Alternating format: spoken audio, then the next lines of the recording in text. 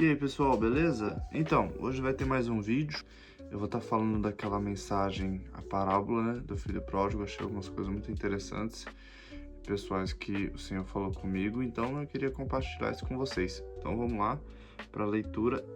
O capítulo vai ser Lucas 15, né, versículos do 17 ao 24. Ele, porém, caindo em si, disse: Quantos empregados de meu pai têm fartura de comida, e eu estou aqui passando fome?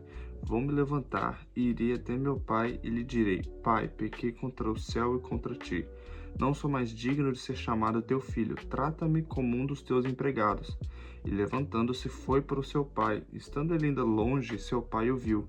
Encheu-se de compaixão e, correndo, lançou-se ao pescoço e o beijou.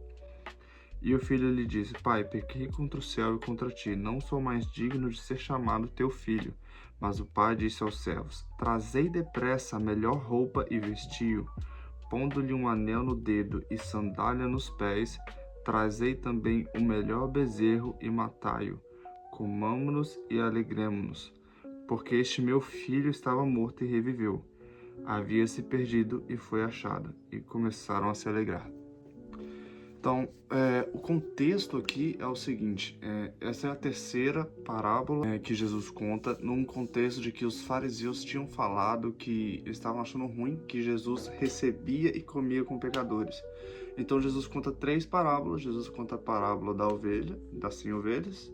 Depois Jesus conta a parábola das dracmas perdidas, da dracma perdida. E depois Jesus conta a parábola do filho pródigo. E que todas essas parábolas elas têm em comum, o que elas têm em comum é que alguém ou algo está perdido, né?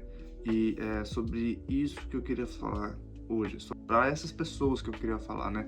Para alguém que está perdido. Não pode ser negado de que essa parábola, né, diferentemente das duas primeiras, ela tem um foco mais para pessoas que se desviaram pelo fato de que o filho se perdeu por conta própria, né? E também o fato de que nas outras parábolas o Senhor, ou no caso da dracma, a mulher, corre atrás do que está perdido. E nesse caso, o Senhor espera o filho voltar. Então se trata de alguém que saiu e voltou. Mas eu também quero usar essa mensagem para falar das pessoas que estão perdidas no sentido de nunca terem encontrado a Deus, né? Porque uma coisa é certa, de todas as palavras, todas elas têm algo em comum: alguém está perdido. Então não importa se foi perdido se foi perdido porque nunca teve Deus consigo, nunca encontrou a Cristo, ou se foi perdido porque encontrou e deixou esse caminho. Essa pessoa está perdida e ela precisa saber dessa mensagem. O foco dessa mensagem é trazer a gente fazer com que a gente possa ter um arrependimento genuíno, para que a gente possa receber as coisas que o Senhor tem para nós no seu plano. Então o que acontece? O filho pródigo, ele se arrepende e volta pro pai.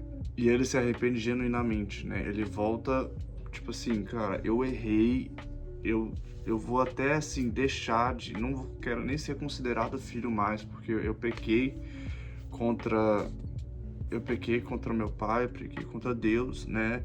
E ele vai com o pai com o coração realmente arrependido. E a palavra de Deus vai falar que o Senhor não resiste a um coração quebrantado. Uma coisa que eu quero deixar claro aqui, assim, o foco dessa mensagem é mostrar e apresentar às pessoas que estão perdidas os planos de Deus para quem se arrepende, os planos de Deus para uma pessoa que realmente se arrepende e vai para o Senhor com o coração quebrantado, né?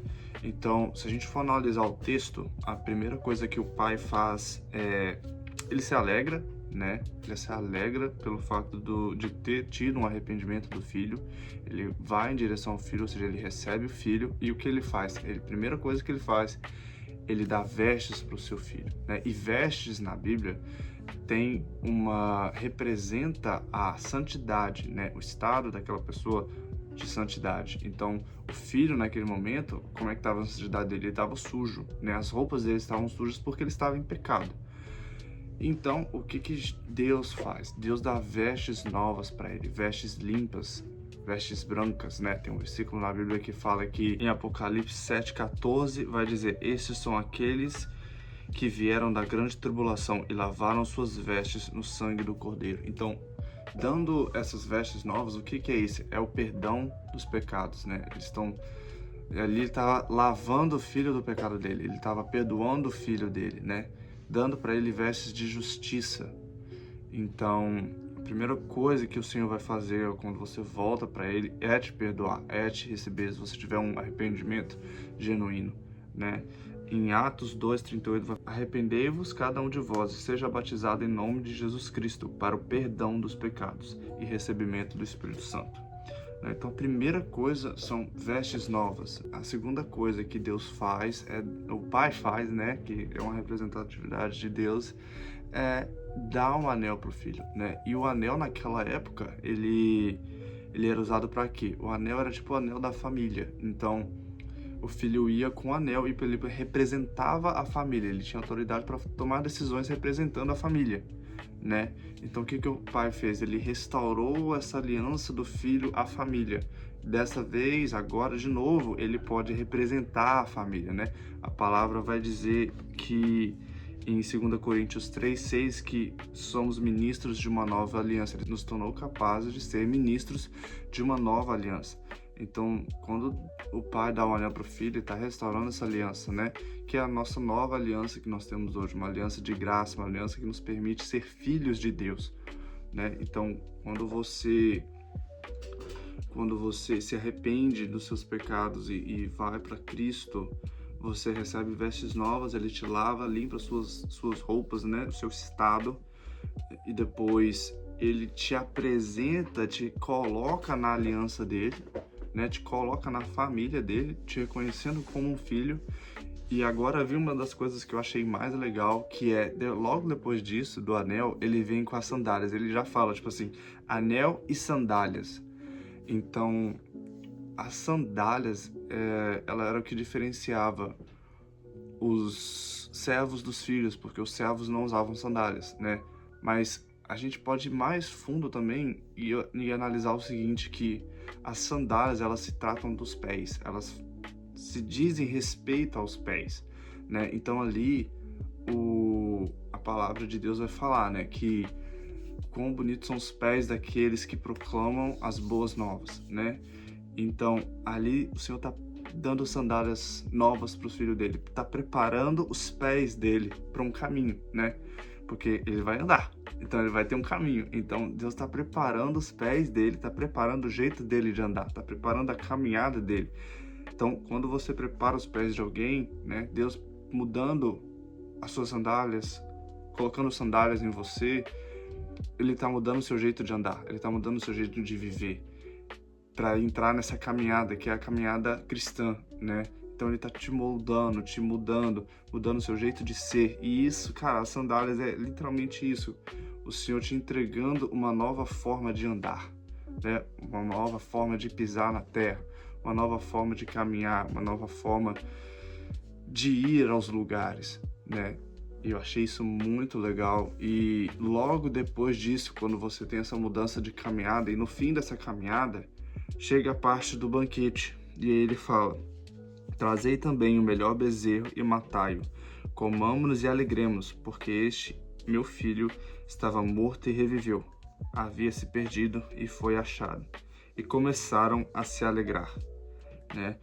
Então, a palavra do Senhor fala que Isaías 25:6 vai falar: neste monte o Senhor dos Exércitos dará a todos os povos um rico banquete, banquete de vinhos envelhecidos, de comidas gordurosas com tutano e de vinhos envelhecidos bem puros, né? Então, Deus tem preparado para nós um banquete, e nesse banquete o pai, ele reconhece o filho diante dos homens, né? Ele fala assim: alegrei-vos comigo, porque este é meu filho que estava morto e agora se encontra vivo, estava perdido e foi achado, ou vice-versa, né? E ele reconhece o filho depois dessa caminhada, né? Depois de dar as sandálias para ele, mudar o seu jeito de andar, ele reconhece o filho diante dos homens. E Jesus vai falar que aqueles que me reconhecerem diante dos homens, eu também o reconhecerei diante do Pai. É incrível como que Deus, ele é misericordioso, porque o filho volta para o pai, né? Cheio de pecados, cheio de sujeira, né? Porque ele estava cuidando de porcos, né? Então ele estava sujo. Ele volta pro pai querendo apenas ser servo, e o pai o recebe com compaixão, com amor, e o restaura em todos os sentidos, né? Restaura suas vestes, restaura a sua autoridade. Incrível, tipo assim, como que Deus, ele é misericordioso conosco, né? Mesmo sem a gente merecer, o Senhor tá de braços abertos nos esperando. E esperando é uma coisa muito interessante, porque, como eu falei no início do vídeo, essa parábola Jesus fez assim, meio que parece que com um foco nas pessoas que se desviaram, né? Então, eu quero deixar bem claro que assim, se você se desviou, não fique esperando, tipo assim, eu desviei, quando Deus falar comigo eu volto, ou alguma coisa do tipo assim, cara, Deus tá esperando você voltar, entendeu? Você que tomou uma decisão de sair, entendeu? Você tava com ele, você tomou uma decisão de sair e ele tá de braços abertos para te receber, mas você tem que voltar, entendeu? Diferentemente das outras parábolas, eram coisas ou animais, né? Então, irracionais. Então, a ovelha se perdeu, mas a ovelha, ela não pensa por si mesma, né? Que são as pessoas que não encontraram Deus ainda. Elas não sabem o que elas estão fazendo, mas você que se perdeu, você que se desviou, você sabia o que você estava fazendo, né? E nesse caso, o Senhor está esperando que você volte para Ele, né? Ele vai estar de braços abertos, e quando você dá o passo de volta, é interessante você analisar que quando o pai vê o filho voltando, o pai vai te encontrar ele. Então Deus não vai te desamparar, ele não vai ficar, né, tipo assim, não, agora ele vai ter que sofrer pra me ter de volta. Não, quando ele vê você com o coração arrependido e querendo voltar para ele, ele vai se achegar a você, mas você tem que tomar a decisão de voltar, né? E essa é a mensagem, né, que eu quero trazer. Eu orei a Deus para que essa mensagem chegasse para as pessoas que precisavam ouvir, para as pessoas que precisavam voltar e para as pessoas que precisam encontrar o Pai, né? Então, eu oro para que, em nome de Jesus, que possamos nos arrepender cada momento, e para que o Senhor venha nos dar vestes novas, vestes limpas, nos restaurar na família, né? Nos dê autoridade para representar, porque aquele versículo diz que ele nos tornou capazes de sermos ministros, né? E ser ministros de uma nova aliança.